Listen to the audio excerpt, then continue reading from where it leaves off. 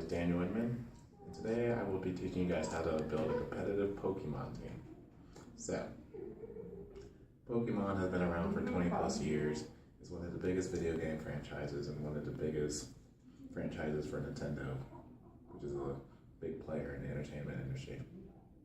So, if you don't know, well, a typical Pokemon game is pretty linear. You get a Pokemon at a low level, you train this Pokemon by catching and fighting or battling other Pokemon, and as you go throughout the story, the Pokemon get stronger and stronger, and then you become the champion of a region. Very linear, you go from weak to very strong, and then there's a post game where you can catch more legendaries and you can fight the computer over and over again. But me as a consumer, if you're gonna spend $40 on a game, then you want to get replay value out of it. And so me and my friends, we start playing each other in online battles. And, you know, that's fun. And then we start to get more and more competitive. And so we keep on trying to make better and better Pokemon, but we didn't know anything. So we all started somewhere learning how to make a competitive Pokemon battle team. And so I'll walk you through everything that I know now. I'll give you like a basic introduction on what competitive Pokemon battling is. And so we'll start off with the numbers, because as a video game, Pokemon is just an algorithm with a whole lot of numbers that determine what, is the outcome of battle if there's no human interaction. And so Pokemon started off with 151 Pokemon, and today now we have 719.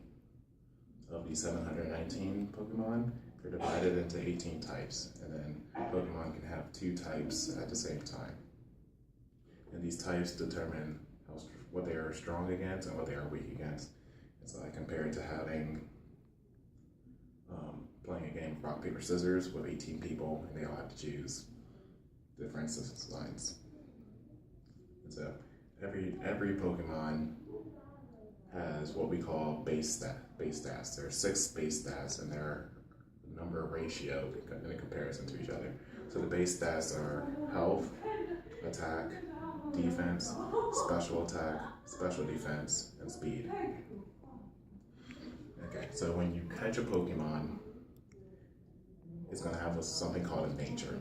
And the natures affect these base stats, and they can be beneficial and detrimental at the same time, as in they raise a certain stat by 10% and they lower another one by 10%. But also when you catch a Pokemon, there's something called invisible numbers. So everything that I've said before, these are also you can find on a screen, like somewhere within the game, but the invisible numbers are something that is inferred when you put your Pokemon against a Pokemon of the same type. And so these are effort values and individual values. Effort values, every Pokemon can have 510 effort values put into it. And you get effort values by facing or battling different Pokemon. So when you defeat a certain Pokemon, it gives you a certain amount of effort values for a certain stat. And so the math behind that is every 4 effort values means +1 to a base stat. The other invisible numbers are called individual values. And the difference between individual values and effort values is when you catch a Pokemon, you have 0 effort values and you have to battle in order to gain the 510 effort values. Individual values, that's like a roll of the die, and that the moment you catch the Pokemon, you have set individual values the entire time you use it, and those values are from 0 to 31. And so if you have 2 Pikachus, which is the mascot of Pokemon, they can have the same nature, and they're going to start off with 0 effort values, but their individual values could be different, so their base stats can be slightly different just because of that. And so those are all the numbers behind making a Pokemon, but you want to make a perfect Pokemon in order to have a competitive team. So in order to make a perfect Pokemon, you gotta go through a whole lot of breeding. And so you breed Pokemon by having Pokemon that are in the same egg groups. Egg groups are just Pokemon that have similar characteristics, like they walk on 2 legs or they walk on 4 legs, and so forth. and through breeding, you pass down moves and you pass down IVs.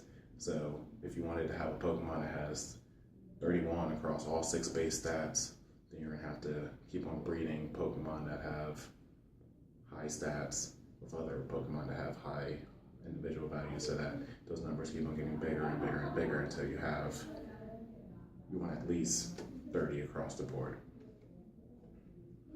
So now you've bred a baby Pokemon that has the IVs that you want, and then you do the battling so it has the effort values that you want.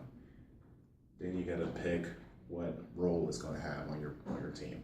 So you have your perfect Pokemon, but you have to pick 6 in order to make a team. And so you make a team by following the job system. And so, like I said, you're gonna give a Pokemon a role and you're gonna put it in a situation where it's gonna excel. And so the big job system, the big players of the job system are sweepers, tanks, healers, stallers, hazards, and weather setters. Sweepers, they can either be physical or special, in that they're going to come into the game last so that you can clean up. That's why they're called sweepers. They're very powerful and they'll win the game for you. Tanks, on the other hand, they're the counter to sweepers in that they absorb hits, so they can be physical or special, especially defensive, and they absorb these hits. Healers, they're going to come in and out of the game healing your side of the field. Stallers, they stay in, they sit there and they annoy the other team, and they make it so that the other team is losing health while they keep gaining health. And then hazards, they put stuff on the opponent's side of the field so that every time they switch in and out, they're going to be losing health. So it deters people from switching in and out. And then weather setters, there are 4 types of weather. There's heavy rain, harsh sunlight, a hailstorm, and a sandstorm. And these all benefit the different types of Pokemon. If you're not one of the types that it benefits, then it's going to cause you some harm. And so once you have your 6 Pokemon, you know what roles you want to put them in. Although you can have only a max of 4 moves, and they have one of the 18 types. You have to make sure that you have move coverage so that you hit different Pokemon that you're going to be fighting against. You want to have move coverage against them so that you can at least do some decent damage against them. You want to neutralize weaknesses on your field, or your side of the field. So if that means switching out, then you have to switch out, or you want to make sure you minimize as many weaknesses as you can before you put out the Pokemon that you want to use to sweep. And so now that you have your competitive team, you're going to want to practice, practice, and practice. And so the best way that I can recommend practicing is through simulators. And you use simulators because you don't have to go through the breeding aspect of Pokemon, because you're able to put in the code so that you have these Pokemon that are already perfect, and then you can drive the car before you buy it, and you know what you're getting yourself into, and then you go back to the breeding, and then you can make a real Pokemon. And then after that, you can go to real life tournaments and fight other people. And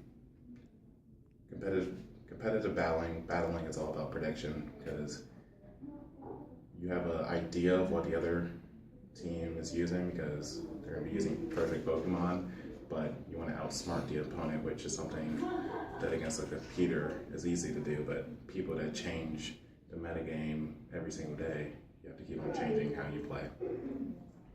And so I'm Dan Inman, and I'm a Pokemon enthusiast, and that is how you make a competitive Pokemon team.